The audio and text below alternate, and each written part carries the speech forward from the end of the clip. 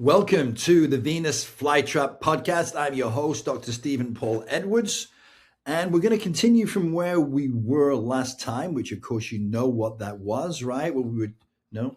Okay, so we went through me at the beginning talking about, I've been in a toxic relationship, how that destructive that was, how it almost broke me, how I almost lost my sanity, and a lot of people think I did, but I didn't survive. I thrived. I know, great play on words, right? So it wasn't luck. It was by doing specific things. I had to do specific things, first of all, to survive it, to get over it, to get myself back. And then I had to do specific things in order to thrive as a result. I had to look at myself. I had to recognize recognition that what I was looking at was not someone doing something to me, but someone doing something for me. Huh? Yeah.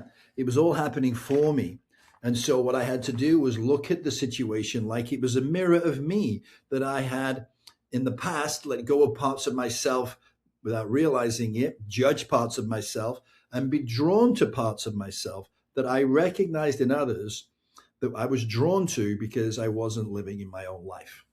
Yeah, pretty simple, really. So anyway, what that created was, or what that gave me the opportunity to realize that I was codependent instead of coherent, that I didn't have any boundaries, at least not strong enough boundaries to hold in place, right?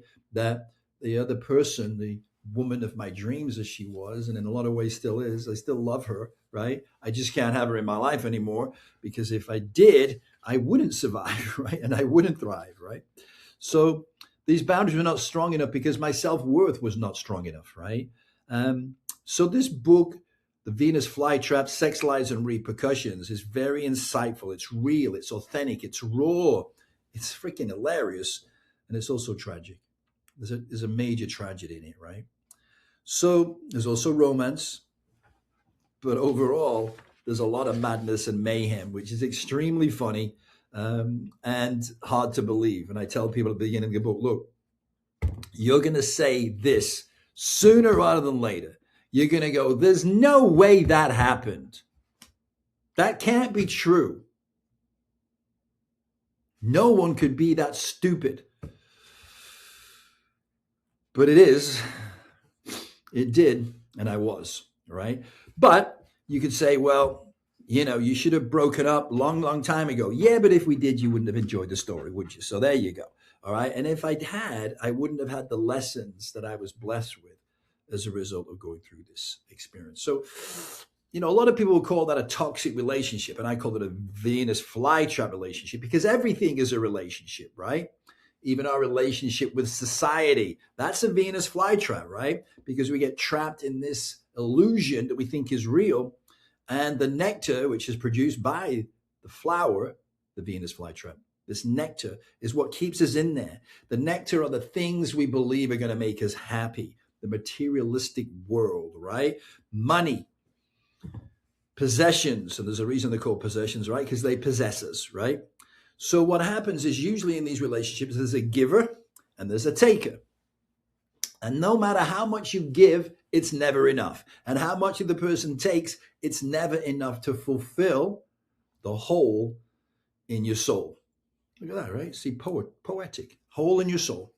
So, and then what happens is it depletes you, and you deplete each other mentally, physically, emotionally, spiritually, and financially. It's exhausting. And eventually what happens, you lose yourself and you lose everything, right? You lose your identity.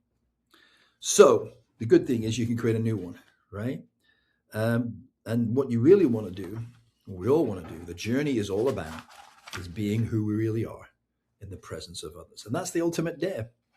So what happens is one person tends to want to isolate the other so they can devour them, right? They create rifts in the family, with friends. And so you'll be alone and only need them. It's a parasitical relationship, right? So you're left to both leaving feeling empty. But what you got to realize is the two sides of the same coin, all right? Heads you lose, tails you lose, right? You get to a point where you can't live with each other or without each other. And you create trauma bonds. And that's what I did, right? That's what happened to us. So And then you do terrible things and ask for forgiveness. That's a trauma bond, right? So I'll never do that again. Well, then they do. Or you say you'll never do that again, and you do. But it puts you in a trap.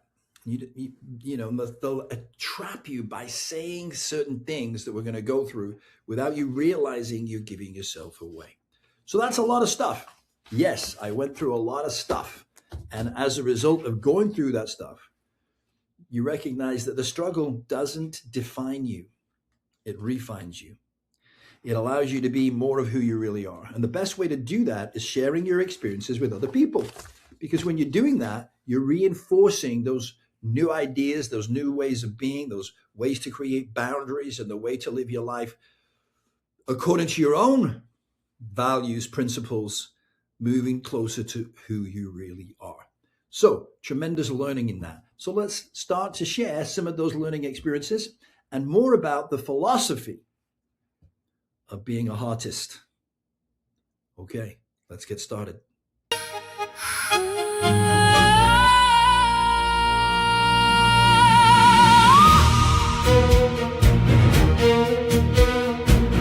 tailored suit in a London rain. He built an empire to mask the pain. A self-made man with a heart and heart, watching the world from a place apart. Then she walked in like a sudden blade in the midnight heat where the shadows played. A fallen heiress with a rebel soul, ready to take back all control. She lived by no rules but her own desire, wrapping his life in a ring of fire. An international ghost of a golden age, stepping back onto the center stage. Oh, the Venus flytrap. Okay, so let's do what I said we were going to do. Let's get started. Now, in the last episode, we talked about this philosophy or this belief that the ancients had. And of course, I was one of them because I'm obviously ancient. It was a joke. You were supposed to say, no, Stephen, you're not ancient. I mean, 37 is not ancient, is it? Shut up. So anyway, these are things that the ancients passed down in their traditions, their beliefs. Not all of them, but some of them. Just like today, some of us are crazy. Actually, yeah, we're all crazy. We're all on the spectrum of insanity. You heard me talk about that in the book, right? Because you read the book, didn't you? Yeah, no. All right, so anyway, so in the book, I talk about, my experience of being diagnosed as being insane. I wasn't. Maybe I was a little bit. But anyway, I got into an asylum. I got in like I broke in. No, I was taken to an asylum, right? The irony is, so was Tomas. I know. What are the chances? Pretty high.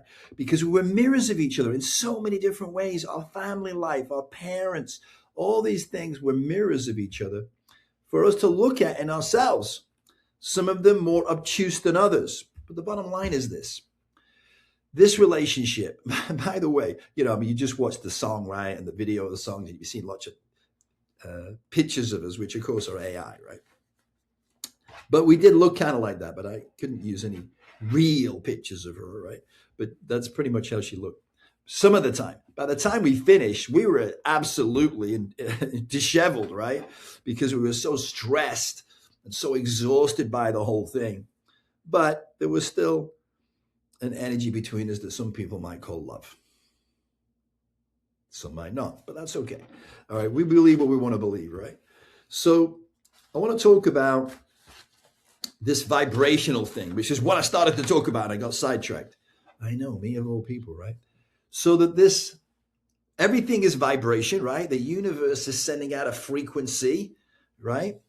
We send out frequencies all the time. Yeah, we used to have radio frequency. We still do. Everything is frequency. Ask Nikola Tesla. Well, you can't actually ask him, but, read his books, right?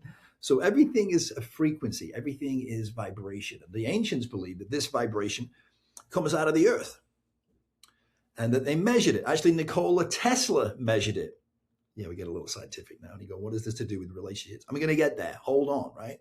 So this frequency comes out of the earth, and Nikola Tesla discovered it in 1898 at 4. I don't know what time it was, but it was in 1998, 1898. And so he measured it, and this frequency comes out of the earth every at 8.7 hertz, which is 8.7 beats a second, right? Now, he didn't discover this, but this was already discovered, by the ancients, my buddies. And they said, and they recognized that this frequency comes out of the earth and it enters our body in the heart, not in the brain. Like I said last time, so many scientists believed that the first point of cognition in the human body is in the brain. It isn't, according to the ancients and me. It enters the heart, and we entrain with it, just like if you had two guitars trying to get the screen, at two ends of a room, right? And you pluck the string of one guitar, the string on the guitar on the other side of the room, the same string, it's going to entrain. It's going to start to move. Yeah, get out of town. All right, I will. But that's entrainment. And so we tend to entrain with this frequency. What stops us entraining, connecting with it, and having a deep connection to that frequency is fear and lower vibrational energy forms, right? Fear, jealousy, anger, all these things have a lower vibration to them. And what happens throughout our lives, we get angry. I mean, not you, but I mean some people, right? We get angry. We feel hurt. We feel jealousy, maybe, right? All these different lower vibrational energies. But when we hold on to them, we don't express them to their fulcrum, if we do that, we turn to peace. We hold on to it because we don't want people to see it, right? And we hold it down, but that's pressure. It's like, if you have a drum with some oil in the bottom of it and you pour water on it, what happens to the oil? It floats to the top, right? So if that's the hurt and anger you feel and you try to pour water on it, it's just going to lie on the top of the water, and eventually it's going to try and push out of the barrel and explode, right? And that's what we do. And that's what these bombs are in life. They're a reflection of the anger that we're holding within us. Like I said, not you, but some other people. The bottom line is we hold on to this lower vibrational energy. What are we going to do? If we want to raise our consciousness, our own consciousness, we have to release that energy. We have to let it go.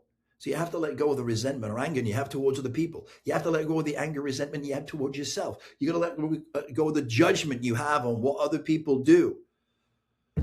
I know it's a lot to ask, but I'm asking, right? It's a big ask, but you asked, right? How do I get to where I want to go? How do I become who I really am? You are who you really are, but what's blocking it is like the clouds in front of the sun. This energy that's held up in the cells of your being is holding it back. It's holding you down to a lower vibration. And that lower vibration that you experience is like it's an electromagnetic field of energy. You're a magnet. And you go, how do I keep doing the same things over and over again? I said I was never going to do that again. How do I attract the same person into my life in a different body? That's a little miracle, isn't it? No, it's not. It's because that's the energy, the frequency that you are putting out into the world that attracts the mirror frequency. You're telling the universe, this is what I need to come into my life, to heal, to see myself in the mirror of relationship, in the mirror of another person, in the mirror of my career, in the mirror of my lack, that I think I'm not enough. So life keeps reinforcing that mirror that you're not enough, not as a punishment, but in the hope that you will see this is who you are being right now. And if you want to be something else, be it. Let go of these patterns. Let go of this trauma. Let go of this anger. Let go of who you've been and become who you are. I know, genius, right? So We've got to this point where recognizing everything is frequency. And the ancients believed this frequency came out of the earth, enters our heart, and we have a tendency to want to entrain with it. And what stops us in training is the lower vibrational energy in our body, which disconnects from the circuit or the circle of life. So then that frequency, that vibration goes to our brain, right? Our brain then sends that signal, that frequency to our body, our organs of our body, which is why we have what? MRIs, right? Magnetic resonance. Yeah, right? So imaging, magnetic resonance and imaging, the image. It's a frequency. Now, what happens then? It goes back to the brain back to the heart back to the earth. Circuit of life, right? Now, so understanding that everything is vibration, consciousness is vibration. Yeah, consciousness is vibration. So everything that is happening, every life itself is an opportunity, our opportunity to remember. Remember what? I forgot. No, remember who we are. What do you mean, who are we? Well, at the essence, we are children of the light. We are light beings. The lighter you become, and when you become really light, you become enlightened. I know, right? This play on words is kind of crazy. I know. And see, what happens is when you change the way you look at things, the things you look at change. So I want you to have that kind of energy where you don't look at things like a normal person, because let's face it, you're not a normal person. How do you know, Stephen? Because there's no such thing. Show me a normal person. Send me a picture. Send me their name, right? There is nobody normal. What is normal, right? We're all on the spectrum of what? Insanity. Yeah, so if you're crazy, revel in it. It's good, right? You recognize that you are an individual. So how can there be a normal person? I mean, there are some people that are really abnormal, I know, but so what? So look, the Venus flytrap, the book is a book. It's a story. It's a true story. I know you go, it can't be true. That can't be true. That never happened. And nobody could be that stupid. But unfortunately, it is. It did. And I was. All right. So, but it's not about escaping a toxic relationship. Now, sometimes we need to do that. I did. Right? Some of you are listening going, Stephen, that's what I want to know. Screw the rest of the stuff. Just tell me how I get out of this toxic relationship. Well, hold on, cowboy. We're going to get there. Or cowgirl. Right? So it's not about escaping toxic relationships. It's about remembering who we really are. And you keep saying that, Stephen. Why do we need to remember that? Because you forgot. And you were supposed to forget. So you could remember. Huh? Well, listen. If you're around something long enough, what do you tend to do? If you're around a person long enough, what are you going to do? You're probably going to take him for granted. Yeah, maybe a little bit, right? But if the person you love was gone for 6 months and they came back, how would you feel? Depends on how you feel about them right now. But you know what I mean. Stop being obtuse, right? You're madly in love with them and they go away and they come back. How do you feel? You feel like you just saw them again, like it was the first time, right? Hopefully. You're glad to see him. Hopefully, right? Well, look, if you all you ever did was sit around in bliss, how would you know, first of all? Because you never experienced anything else. So you've got to have contrast, right? And if you were just around bliss all the time, you'd probably eventually take it a little bit for granted. So what if that was the case? What if, as a children of the light, a light being, an enlightened being, you're around bliss so much you just didn't really appreciate it anymore? So you said, what if I do this? What if I go down to, what's that place called? EARTH, heart. I know some of you got that because you watched the last episode, didn't you? And you wrote Earth all the way across the page over and over in lowercase without a space. Lowercase without a space. And what did you see? Do it. I dare you. And you will see words that you had no idea were in the earth. but they are. One of them is heart. Oh, yeah. Do it. Try it. See what you see. Write the word earth all the way across the page, from left to right. Don't look, just write it. No spaces, all lowercase. And then lift your head up and look down again. And you're going to see it. That earth contains your heart. That your heart is hidden in the earth. I know, sounds crazy, but you got to try it. All right, so it's about remembering who we are. That's the journey that we're all on, right? It's not like that person who you really are has gone anywhere. You really don't have to go anywhere to find it. It's already here. You're here now. You're here. You could say you're nowhere, really. Yeah? Because if you break up that word, it says now here. Everything you need, everything you are is right here, right now. You go through this journey thinking you're going to find it. What you're really doing is returning. You're going back to yourself. You're having an internal revolution. What does revolution mean? It means taking one revolution to coming all the way back to where you are. Isn't that so? I thought so. So look, fear is what causes us to forget. When you're afraid, you forget everything, right? You forget who you really are. You forget that fear, F-E-A-R, is, and I know you've heard this, right? False evidence appearing real, and a bunch of other things that you can use that acronym for. What most people use it for, of course, though, is forget everything and run, right? They run away. They run away from themselves. They run away from the opportunity to discover more of who they really are.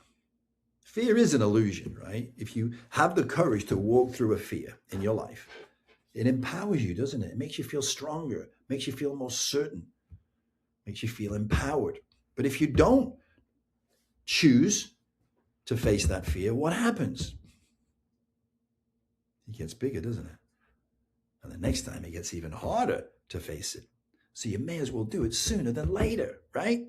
Now, so relationships reveal what we've forgotten.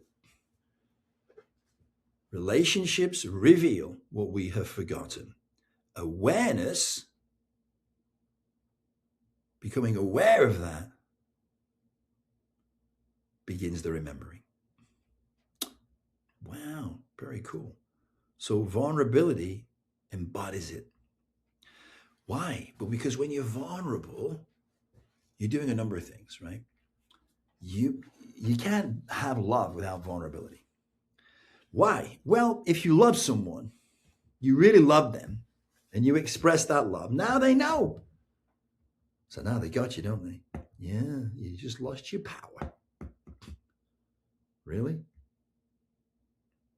Maybe. Maybe vulnerability is a power. Because you see, when you make yourself vulnerable, you're putting yourself out there, you're putting a lot of trust in whatever it is you're being vulnerable with. It could be your spouse, right? Your significant other. And you might say, yeah, but Stephen, they can use it against you. Yeah, they could, if they choose to. But then is that someone you really want in your life? Is that someone you really want to spec, which is, English for spend your life with someone who you can't trust? How's that going to work? How's that going to feel? You're going to feel alone. You're going to feel like this person says they love me, but they don't really know me because I haven't shared with them things that have made me who I am, things that I've done, things I've said.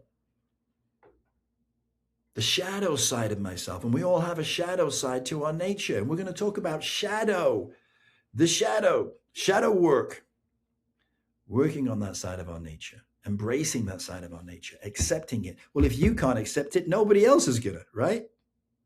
So when you make yourself vulnerable, then you really know the other person as well, right? Are they going to honor that? Are they going to respect that? Are they going to take your trust and nurture it and keep it safe? Or are they going to use it against you? But if they use that against you, they'll use other things against you. So the sooner you know, the better. And sometimes people say, well, it's better the devil I know than the devil I don't. Well, It's a choice. But is it going to really get you what you really want and deserve? And the answer is, of course, yes. No, it's not yes, it's no. Something like that. Anyway, so yes, we want to be able to be vulnerable. Now, what I did, I went through all the crazy shit that I'd been through as a kid, you know, wearing clothes that were too big to me to go to school, the humiliation of being the kid in the showers that gets, teased because he's got a small dick, which, by the way, is not true. It was all made up. But anyway, that's what happened for me. And then I'm put in a freaking crazy asylum when I'm 16, partly because when I used to go to bed, I still go to bed, but when I went to bed as a young kid, I used to have to bang my head on the pillow to get to sleep. That might be funny, but it's not a joke. That's what happened. I couldn't sleep unless I did that because I had to exhaust myself by doing that.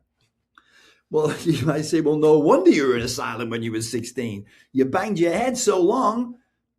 Maybe, could be true. I don't know. But I did, and it happened. And so then I go into asylum. Who wants to tell everybody that, right? That you were diagnosed as a manic depressive and what is today called bipolar. And they prescribed electroconvulsive therapy. When they stick the freaking things in your head, right? Send all that electricity, vibration, through your brain until you're sick and having convulsions. It's not especially pretty, but it's a really cool experience, and I recommend it to no one. Anyway, so I had headaches for a long time, but also it burned away part of my brain, part of my memory, and they've introduced it again. For some reason, they now think it's a good idea again. Everything comes back around, right? But anyway, there were consequences to that. The point is, who wants to go around telling people they were in a insane asylum? Nobody. But the fact that I told people, not did I just tell people, what did I put it in a book. Now that is crazy, right? I put it in a book because I wanted to show people that there's nothing to be ashamed of. You've gone through some experiences, but those experiences have not defined you. They've refined you.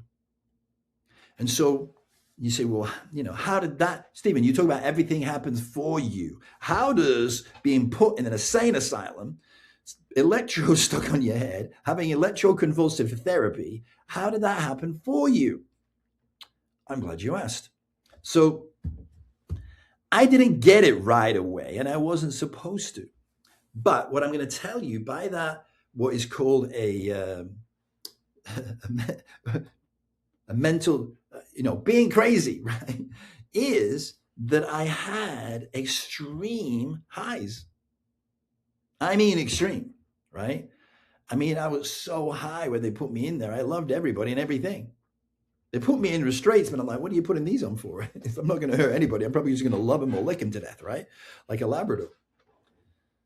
But fortunately, they put these electrodes on my head and they gave me enough drugs that I came down, got into depression, and they said, okay, well, now you're normal, you can go home. What? Feeling like I'm in bliss, feeling like I love everything, that's crazy. Really? But when you're depressed, now you're normal, and now we can send you home. Do you see that the world we live in is insane? That they don't know how to handle someone who's feeling amazing, but they do know how to handle someone who feels less, who doesn't feel good enough, who is forlorn and feeling hopeless. Those people we can deal with. So the point is, the silver lining was I had experiences, out-of-body experiences, feelings of being in a state of enlightenment. I kid you not, right? So that gave me gifts, knowledge that I couldn't have got any other way. But also going through that experience gave me a deep sense of compassion for the human condition. An understanding that nothing happens to you, that everything happens for you. And that everything has a silver lining in the end. And the sooner we find that, the better for us and everybody around us, right? The sooner we can forgive. Hi, listen, I'm sorry to interrupt, but we're here to make a public service announcement.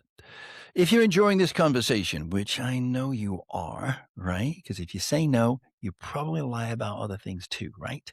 So if you're enjoying this, which I really do hope that you are, please take a moment to follow or hit the subscribe button and the like button so you never miss an episode. Let's get back to the conversation. Now we hit a nerve, right? Now we hit a nerve. Forgive, Stephen, you have no idea what they did to me. Oh, so what you're telling me is they did it to you, is that right? Well, they did, right?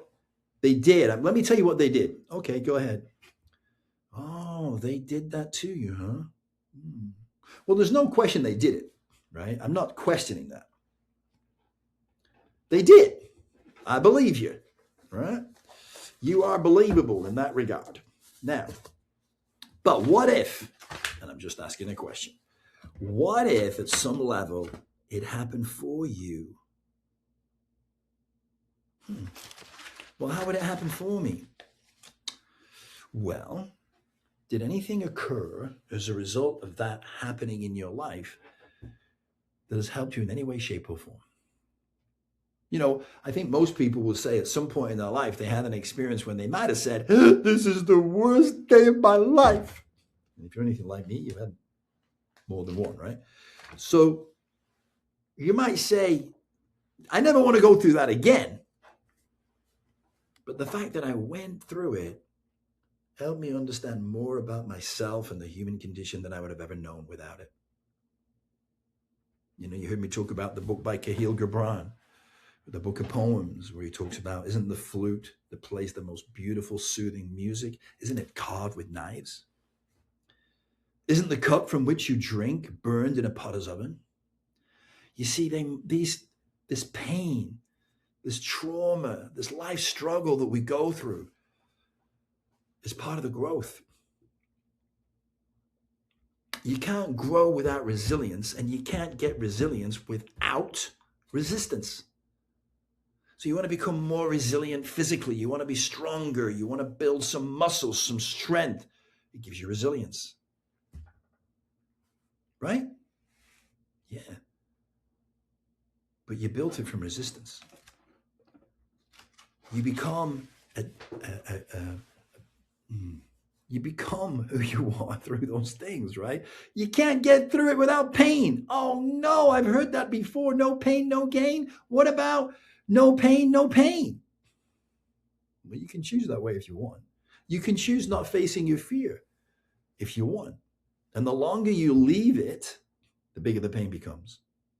No, sorry, the bigger the fear becomes, right? And the harder then it is to face it until sometimes people give up. And then they become cynical.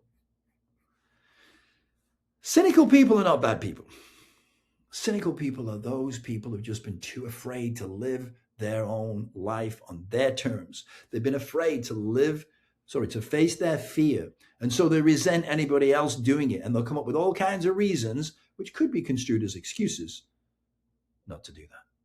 That they can't for this reason or that. And people become addicted to their victimhood, don't they? Because they get what they want. They get people's sympathy. That's not empathy. Empathy is I understand, but I'm not going to let you make an excuse of it.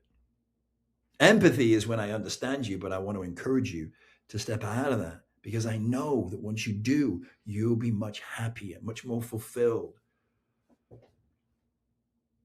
and much more able to live life as who you really are, as you truly are, right? So awareness begins remembering, and then authenticity expresses it. So you can't be authentic unless you can be vulnerable. You can't be vulnerable without being authentic. So vulnerability embodies it, right? Vulnerability embodies your authenticity. Love is what completes it. And your heart guides it.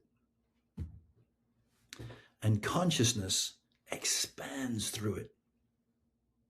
And this is the journey of the heartist. Someone who lives from the heart. And by living from the heart, it allows you, encourages you to express the art artist, the gifts that you've been given.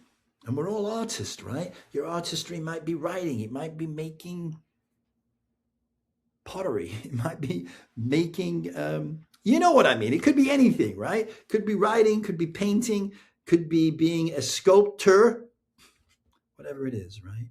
And maybe you become a sculptor of people. Maybe your art is in your voice and you're speaking. It just goes on and on and on. We all create in different ways. And once you embrace those gifts and put them out into the world, you're living with passion because you love what you do, because you're doing what you were born to do. You're doing what you have to give. You're sharing what you have to give with the world. Now, the other part of that is facing your fear too, because we all know that when you start sharing your gifts, some people are not going to like it. Not just not like the gifts that you're sharing, not just like the creative things you do. Like if you're a painter, an artist, and you do a show, right? And you put the art on the walls, people are going to say, I don't like that. It's not going to appeal to everyone. And that's how it should be. Why? Well, because if everybody wanted your art, there's people over here that making art that nobody likes.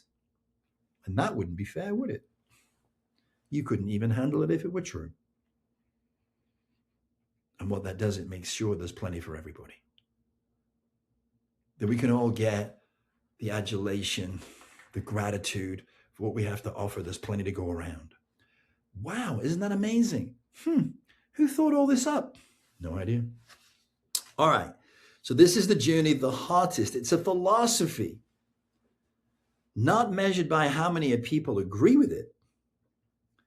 It's measured by how deeply it helps people who know themselves.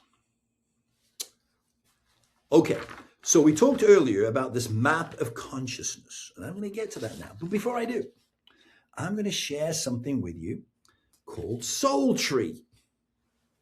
It's kind of funny because this piece of soul tree is called A Tree Like Me. Soul Tree. Yeah. Anyway, so this is an expression that comes through me, and I think of it not as poetry. It's a little different. I do actually write poetry as well. So what's the difference? Well, I just told you what I call poetry and what I call, I'm kidding. So what the difference is how the soul tree came through me, not from me. So poetry is something that you can write poetry about anything, right? So soul tree is always about remembering who we really are, encouraging us, giving metaphors that help us to see and understand ourselves. So those of you who've been on watched the podcast before, first of all, welcome back. Second of all, you know what we're going to do now, right? We're going to have a little moment where we relax, come back to peace, come back to center for a minute. And the way we do that is we take a deep breath in and then we let it out through our heart. Not literally, okay, but you feel yourself pushing that breath out from your heart, and it really feels like it, or it should. We're going to get ourselves relaxed in a sort of meditative state. However you do that, you might want to get in the lotus position, whatever you want to do. Maybe you just want to sit with your feet on the floor, hands in your lap. It doesn't matter. And then I'm going to read this soul tree, which is called A Tree Like Me. And hopefully it'll hit you right in the heart.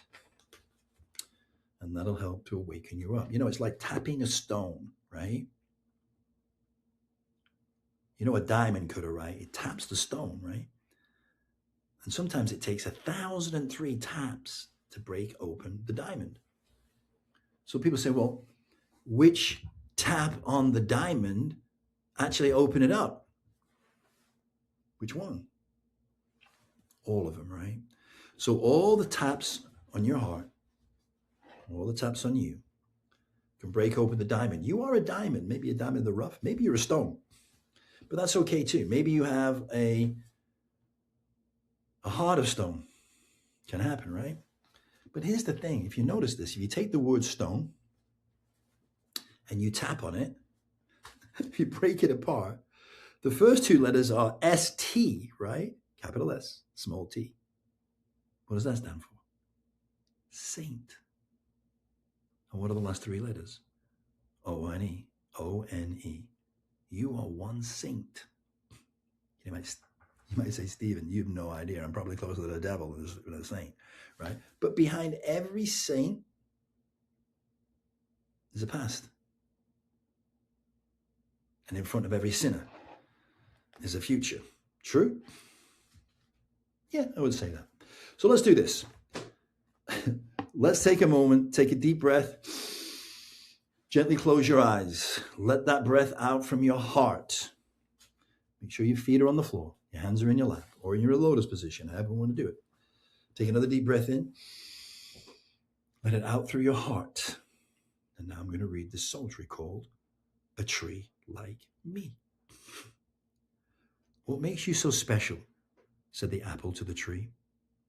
I want to know these things, so please will you tell me? You stand so tall. The ground is a long way for me to fall.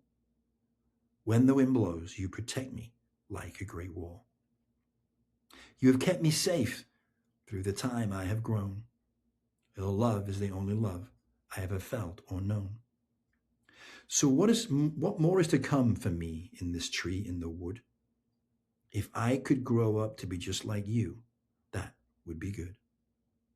Said the tree, you have always been the apple of my eye. In life, there are things I cannot tell you or explain why. There are many things that come from being a tree, but you cannot know them until you become a tree like me. As the apple fell to earth, it lay its fruit on the ground. It began to experience a transformation that was profound, a peeling away to the essence that revealed a life in seed. From its roots into branches, the apple became a tree indeed. Through the experience of becoming, the apple had been freed to realize there is nothing like being a tree, and the forest agreed. Take another deep breath in. Let it out through your heart. Gently open your eyes. Wow, that's pretty cool, huh? Yeah, becoming a tree like me. You go, Stephen, are you calling me a tree? Yeah, pretty much. Okay, so we're going to talk now about the map of consciousness, understanding the numbers. So we're going to go into much more detail on this. I'm going to do like a webinar, right? We're going to actually go through all the steps here, what it all means. But for right now, we're going to do a cursory understanding of what the map of consciousness is and what it means. And it goes back to everything we've been talking about so far. Some of you going, what the hell have we been talking about? Well, listen, the map of consciousness was developed by Dr. David Hawkins. And it was introduced in his book, Power versus Force. It presents a scale of human, emotional, and spiritual states ranging from the lowest levels of consciousness to the highest states of enlightenment. The scale is often used in personal development, spiritual growth, counseling, and self-awareness as a framework for understanding human behavior and emotional development. Okay, here's what's interesting. Where do the numbers that are used in this map come from? Okay, the numbers of the map of consciousness do not come from conventional scientific measurement. Dr. Hawkins claimed that he developed the scale through a process known as applied kinesthesiology, commonly referred to as muscle testing. Through this method, he believed he could calibrate the energetic level of emotions, beliefs, individuals, organization, books, and even historical events. Vibration. Nuh-uh. So consciousness is related to vibration. The scale ranges from 1 to 1,000, and it is mathematical in nature, right? This means that each increase in what? Vibration. This means that each increase represents a significant expansion of consciousness rather than a simple linear progression. Okay, so for example, courage is calibrated at 200. Hawkins considered 200 to be the critical threshold where a person moves from states that diminish personal power into states that enhance personal power. Below 200, individuals tend to operate from emotions that limit growth and effectiveness. Above 200, the individual begins to experience greater personal responsibility, empowerment, and positive life outcomes. So, some selected levels of the map of consciousness. Why is courage so important? According to Dr. Hawkins, courage marks the point at which individuals begin taking responsibility for their lives rather than seeing themselves as victims of circumstances. Takes courage to do that. Characteristics of courage include taking action despite fear. So courage is not the absence of fear. It's when you're afraid, but you do it anyway. You take a leap of faith. Courage is when you can accept responsibility. You pursue growth and learning. You face challenges more directly. You start to develop self-confidence, and you become willing to change. These are all characteristics of courage, and that is the starting point when you really start to experience higher and higher vibrational emotions on your journey to joy. Like joy is 540, enlightenment is 1,000. The logarithmic nature of the scale. The scale is not linear. A person calibrated at 300 is not merely 50% higher than a person at 200. Hawkins stated that each increase represents an exponential expansion in consciousness and energetic influence. The reason, this is one reason why the higher levels such as love 500, joy 540, peace 600 are considered exceptionally powerful states of being. So we're going to talk about these and more, and how to move from one to the other and how to move up the scale. But whether viewed as a spiritual teaching or personal development tool, the map of consciousness offers a framework for understanding emotional and spiritual growth. Its central message is that as individuals, we move from fear, anger, and pride towards courage, acceptance, joy, love, and peace. Your experience will become a greater freedom, effectiveness, and fulfillment in life. Okay, one of the most significant insights from Dr. Hawkins' work is the transition begins at courage, the point where a person chooses growth over fear and responsibility over victimhood. I know, we talked about it, right? We talked about the fact that we are the children of the light. We are also light being. We were born from the light. And we are always children. You are always a child. All we ever did was build walls up around this child that still lives within us. We think to protect us. These walls are going to protect us, right? No, they imprison us. And they stop us from facing the fear and feeling the power. From facing the fears that hold us in that prison and feeling empowerment. So, we really are a child of the light. And what we're learning here is how we can get past those fears. We're also going to be talking about how you manifest everything, how you create it all. Yeah, you're a manifesting machine and you can't stop. The challenge is a lot of the time you're manifesting things you don't want rather than you do. And the universe, the one song that we're all here to sing into, we all have a voice, and there's a combined, which again is, I think it's, is that Puerto Rican? It's combined song, right? The one song, one verse, universe. But we all have a voice in it. We all want to be heard when we are, collectively and individually.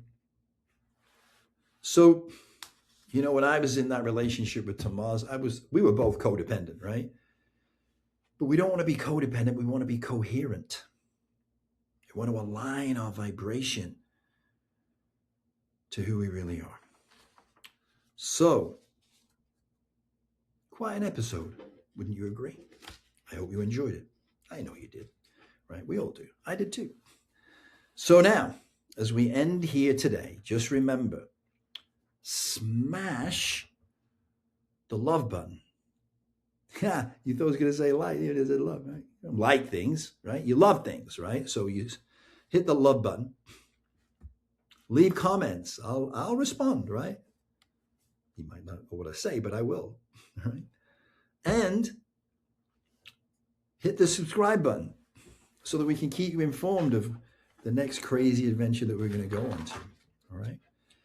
If you've not read the book, why? If you've not read the book, download the first 3 chapters for free. Let's take some action, right? It's free, right? And if you think there are some things that I might be able to help you with, get past, maybe look at some of the patterns that are holding you back, help you stop getting into the relationships you don't want to get into and help you find the relationship you do. And there's specific things that you can do in order to be that person and attract the love of your life. I know, it sounds crazy, but it's true. You can go to the website. You can look at all different articles there. You can find out more about me, about the book, about the counseling I offer. You can get the link in the chat that'll get you a complimentary 25-minute coaching session from me so we can chat and discover if there is a connection and if I can maybe help you in some areas of your life that you want to change. The website has tons of information on there, blogs, all kinds of things. I don't even know what else to say. There probably isn't anything left to say except one of my new phrases, right? So as we end here, I'm going to say, look, we're making a connection here, and we are, whether you like it or not. We're making a connection. So what I want you to do is I want you to spread love and pack light. I want you to walk in your heart. Walk with heart. Until next time, it's been a blessing to be here with you. And remember, nothing happens to you. Everything is happening for you. See you next time. Let's go. Spiritual sparkle in a world of gray, finding the truth in the disarray. It's a raw confession of a life lived fast, breaking the chains of a heavy past, from the erotic spirit to the soul's rebirth, finding what a human life is really worth. Sex, lies, and the repercussions stay as we dance the final act away. Just a true story of a love so deep, promises that we could never keep. In the garden of the trap we lay, waiting for the break of a brand